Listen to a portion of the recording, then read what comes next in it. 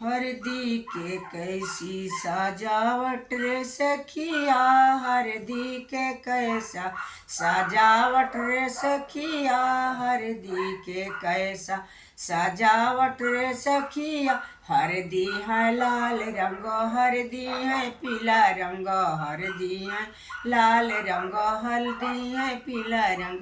हरदी के कैसा सजावट रे सखिया, हरदी के कैसा सजावट रे सखी। पहले हरदिया पापा चढ़ाई, पहले हरदिया पापा चढ़ाई। आमाने मंगा लगाई रे सखिया, आमाने मंगा लगाई रे सखिया। हरदी के कैसा सजावट रे सखिया, हरदी के कैसा सजावट रे सखी। हरदी है लाल रंग, हरदी है पीला रंग, हरदी है लाल रंग, हरदी है पीला रंग। दूसरे हरदिया भैया जी चढ़ाई, दूसरे हरदिया भैया जी चढ़ाई। भाभी ने मंगा लगाई रे सखिया, भाभी ने मंगा लगाई रे सखिया, भाभी ने मंगा लगाई रे सखिया।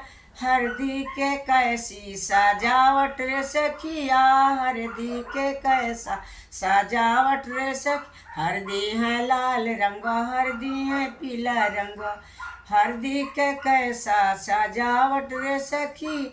तीसरे हरदिया दीदी चढ़ावेली, तीसरे हरदिया जीजा चढ़ाई, तीसरे हरदिया जीजा जी चढ़ाई।